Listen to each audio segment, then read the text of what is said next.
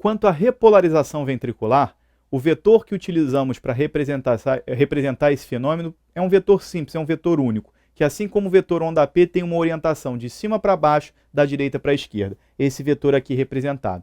Essa é a repolarização ventricular representada vetorialmente. O papel de eletrocardiograma, como os senhores já tiveram a oportunidade de ver, é um papel milimetrado.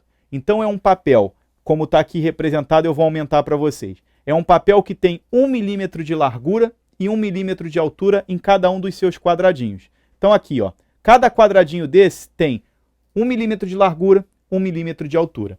Ok.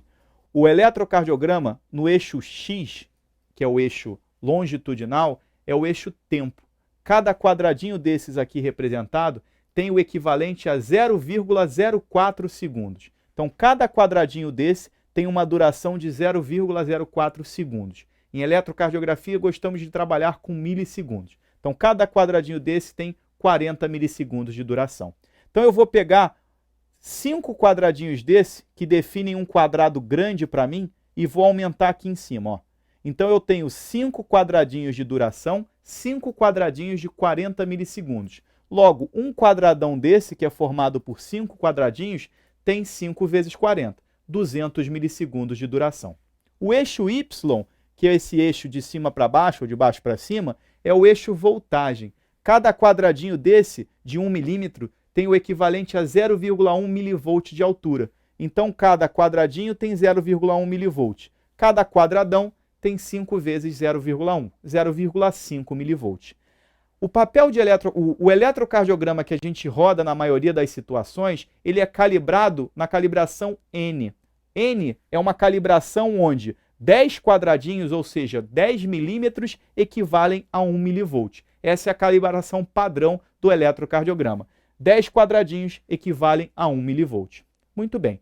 Por que a gente precisa desses intervalos? Deixa eu voltar no slide aqui como um todo. A gente viu que o eletrocardiograma é formado por onda P, segmento PR, que juntos dão um intervalo PR.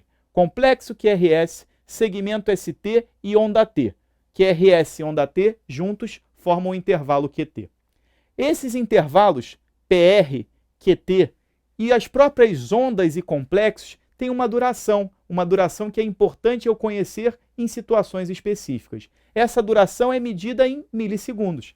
Então, o intervalo PR normal, que a gente vai ter oportunidade de discutir bastante nas situações de bradiarritmia, ele tem entre 120 e 200 milissegundos, ou seja, entre 0,12 e 0,20 segundos. Então, esses intervalos são importantes. É importante eu saber esse valor numérico dos quadradinhos para poder quantificar isso. Muito bem. A partir do eletrocardiograma, eu preciso interpretar várias coisas. Primeira dessas coisas, eu preciso saber, ao olhar para um eletrocardiograma, quem está ditando o ritmo de comando. Numa situação normal, quem dita o ritmo é o nódulo sinusal. O nódulo sinusal, lembra, é a primeira região a ser ativada, depois os átrios, depois o nódulo AV, depois o ventrículo. Como eu reconheço um ritmo sinusal? Da forma mais simplória, que não é a correta, mas por hora é a mais simples para a gente entender, eu preciso ter átrio sendo ativado antes do ventrículo, ou seja, onda P antes de complexo QRS. Então aqui em A eu tenho PQRS. PQRS, eu estou diante de um ritmo sinusal. Aqui em B, PQRS. PQRS, eu tenho também um ritmo sinusal. Tanto em A quanto em B, eu tenho um ritmo sinusal. Eu preciso, a partir do papel de eletrocardiograma, saber calcular a frequência cardíaca. O cálculo da frequência cardíaca vem do fato do papel correr a 25 milímetros por segundo. O papel corre 25 milímetros em 1 segundo. Quanto ele corre em 60 segundos, que é 1 milímetro? 25 vezes 60. 1.500 milímetros. Então, o papel, em 1 minuto, corre 1.500 milímetros. De quanto em quanto tempo eu vou tendo um batimento? Ah, eu tenho um batimento aqui a cada 5, 10, 15, 20 quadradinhos. Então, num intervalo de 1.500, a cada 20 milímetros eu tenho um batimento. Então, para eu calcular a frequência cardíaca, eu pego as duas cristas de complexo QRS e vejo quantos quadradinhos tem entre essas duas cristas. Entre duas cristas de QRS eu tenho 20 quadradinhos. A conta que vai ser feita vai ser 1.500, que é 1 minuto, dividido pelos intervalos de 20. 1.500 dividido por 20, 75. A frequência cardíaca na situação A, 75 batimentos por minuto. Ah, mas esse quadradinho é muito chato, eu gosto de uma coisa mais grosseira, eu só quero ter uma noção grosseira de quanto é a frequência cardíaca. Em vez de usar os quadradinhos, você pode usar os quadradões. 1, 2, 3, 4. Entre dois QRS, 4 quadradões.